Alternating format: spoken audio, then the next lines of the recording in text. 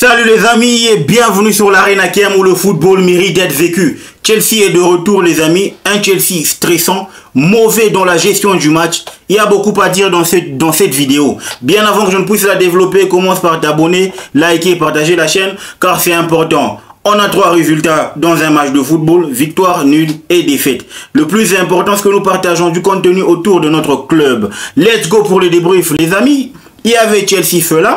Un match piège parce que bien avant on savait déjà que Fulham c'était une équipe qui en tout cas jusqu'à sa victoire face à Chelsea à Stamford Bridge n'avait jamais perdu face aux Big Three ou encore les 3 gros cette saison. Ils ont donné du fil à retordre à Arsenal, ils ont donné du fil à retordre à Liverpool, ils ont donné du fil à retordre à Chelsea et on l'a vu aujourd'hui face aux Blues à Stamford Bridge. Moi en tout cas ce que je sais c'est qu'on a su imposer notre rythme, on a su imposer notre jeu, on a su maîtriser la première période jusqu'à marquer et pourquoi pas jusqu'à maîtriser la rencontre jusqu'à ouvrir le score en première période par l'entremise de Kopama. Waouh! Les amis, qu'est-ce que ça vous rappelle? Ça vous rappelle pas quelque chose à ce but-là?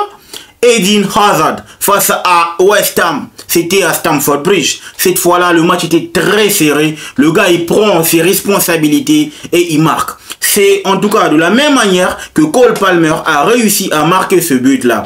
Mais en tout cas, cet exploit, en tout cas cette facilité avec laquelle il a su marquer pour auréoler, n'est-ce pas, sa rencontre a été en tout cas entaché par la mauvaise performance durant la partie de l'équipe de Blues. En tout cas, qu'est-ce qu'on a été mauvais dans la gestion du match, une gestion du match calamiteuse, une gestion du match honteuse. Moi, j'ai eu l'impression que ce sont des sénateurs qui ont joué à partir du moment où Chelsea a mené au score et on est rentré. En tout cas, l'alarme a été lancée en toute fin de première période. Je ne sais pas le discours qu'a donné Enzo Maresca dans le vestiaire, mais j'ai senti que c'était là le problème. Parce que Enzo Maresca, il repart avec les joueurs au vestiaire et rien ne s'est fait.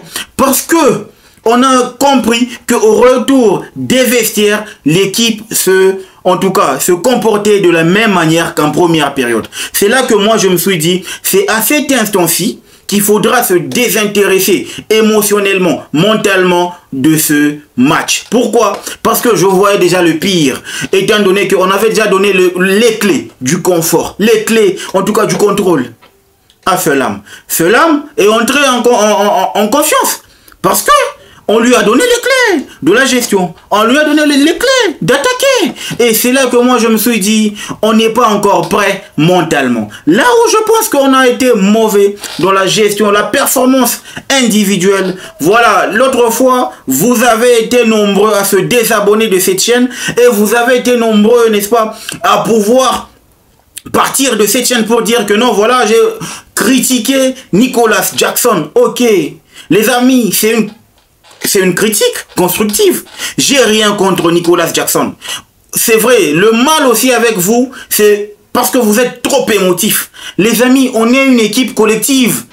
Quand un joueur faute, c'est normal de s'en prendre à lui pour qu'il puisse faire un effort de s'améliorer au prochain match. Mais vous n'avez jamais cru en ce que j'ai dit. Vous avez pensé que j'étais là à vilipender la carrière de tout un joueur. Non, j'ai un amour fou pour Nicolas Jackson. J'ai un amour fou pour la carrière de Jackson. Mais seulement qu'à un certain moment, quand ça marche pas, ça marche pas. Mais sur ce match, il n'a pas été fautif. Le gars, on l'a cherché, mais malheureusement, on l'a jamais trouvé dans des très bons compartiments. J'ai eu l'impression on l'a effacé dans ce match. On lui a jamais donné les bonnes opportunités pour qu'il puisse nous sortir de cette situation inconfortable. Sancho, c'est un gars, pour moi il réalise un match correct, mais pas un match impactant. Le Sancho que j'ai vu face à Tottenham Hotspur à Tottenham et le Sancho que j'ai vu après le match de Tottenham, c'est 2 mondes différents les amis. C'est un Sancho qui est beaucoup plus nonchalant. C'est un Sancho qui est beaucoup plus à l'aise. On dirait qu'il a commencé à avoir sa place ultra garantie. Normalement, c'est pas ça. C'est pas ça. Sancho n'est plus percutant. ça fait 2 matchs qu'il est plus percutant. J'essaie de me demander qu'est-ce qui va pas. Mais j'ai toujours pas de réponse. Si c'est le fait qu'il revenait de blessure, je sais pas. Mais on doit souligner la qualité défensive et la qualité offensive de Pedro Nieto dans ce match. C'est vrai, on n'est pas tous contents de la performance collective, mais je pense que Pedro Nieto aujourd'hui, il a fait un match remarquable. Même s'il est aussi fautif sur le but égalisateur de Felam, parce que normalement il aurait dû aller au contact. Moi je trouve qu'il n'y a pas faute. Et le but égalisateur de Felam est tout à fait valable et en tout cas correct. Seulement qu'il était fatigué. C'est là que je remets en cause la stratégie de Enzo Maresca. Ok, Jackson n'était pas dans le match, tu as fait rentrer Kunku. On a compris. Mais à partir de quel moment tu laisses Pedro Nieto sur le terrain, étant donné qu'il était usé, mais fais rentrer Noni Madueke. Fais rentrer un attaquant. Il y a João Félix. Fais rentrer. À un certain moment, je pense que la gestion du match de Maresca, il commence aussi à être en mode patron. Mais il faut qu'il comprenne qu'une équipe, mais par moment, il y a des joueurs qui traversent des jours comme ça, normal, où ça va pas. Mais fais des remplacements. Remplace pour qu'il y ait du sang neuf. Étant donné que tu prônes pour le collectif, ok, fais participer le collectif. Parce qu'on on entre dans une phase mercato. Et ça va commencer à faire jaser. Il y aura une bronca dans les chefs des joueurs, de certains joueurs qui sont pas heureux. Mais Enzo Maresca gère bien ton match. J'ai en tout cas les 2 résultats mitigés de l'équipe de Chelsea. En tout cas, je pense que sont à mettre à l'actif de Enzo Maresca. Il n'a pas su bien gérer. Surtout, moi, je pense que là où il est un peu trop tendre, c'est dans les remplacements. Enzo Maresca était pointu au début de la saison. Mais à partir du moment où Chelsea commence à rentrer dans sa zone de confort, là où je pense que on commence à peu à rentrer dans notre zone de confort, les amis. Chelsea est de retour dans sa zone de confort. Là où on pense qu'on est là, on joue bien, tout bonnement patron, etc. Non mais les amis, on est à la quête des points. C'est ce qu'on oublie.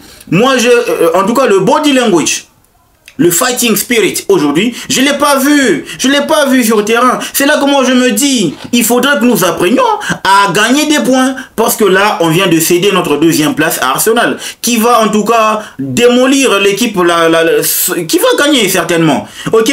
Donc ça veut dire qu'on rentre à la 3e place. Et on commence déjà à être des proies pour nos concurrents. Chose qu'on devait éviter. Moi, je prônais pas pour le titre. Je prônais pour gagner match après match, pour sécuriser notre place pour la Champions League. C'est tout ce qui m'importait, moi. C'est tout ce qui m'importait. Il n'y a pas eu, en aucun moment, j'ai en tout cas fait une vidéo dans ce match pour vous dire que les gars, on est une title race ou encore on est des title contenders. Non, j'ai jamais dit ça. J'ai dit qu'il fallait négocier. Mais on va négocier comment? Quand nos matchs, normalement à Stamford Bridge, ça doit être un coin où chaque adversaire qui vient, il doit avoir du fil à retordre. Il doit sentir qu'il est en train de jouer à Stamford Bridge. Mais je pense que Brentford nous a donné l'alarme qu'on est beaucoup trop tendre à Stamford Bridge.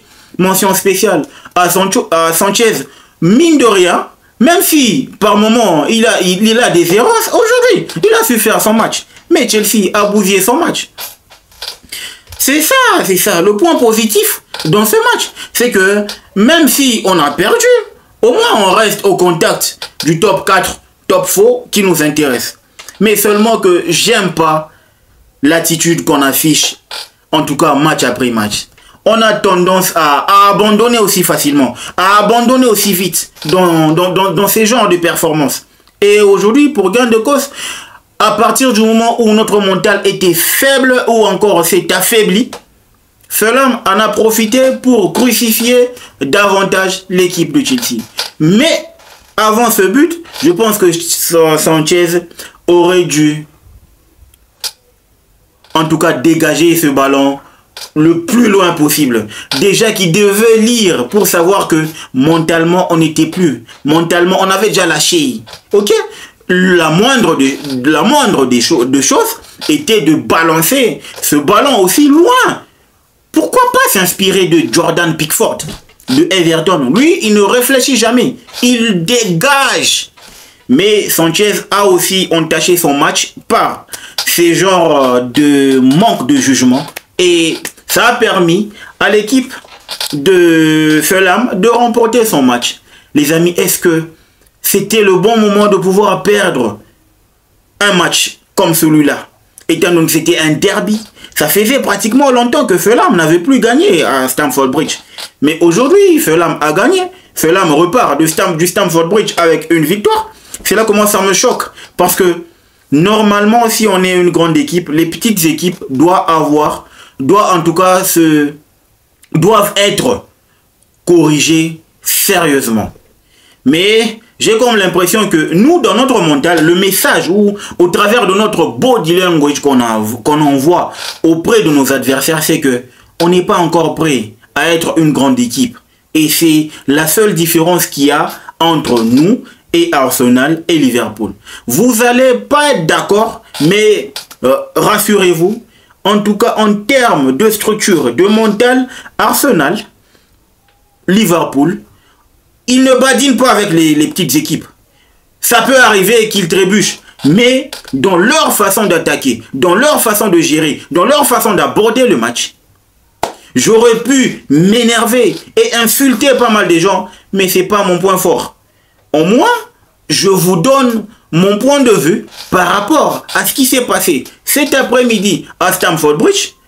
Pour moi, j'ai de l'amertume. J'aurais pas dû. C'est tout ce qu'on doit améliorer. Notre fighting spirit, notre mental.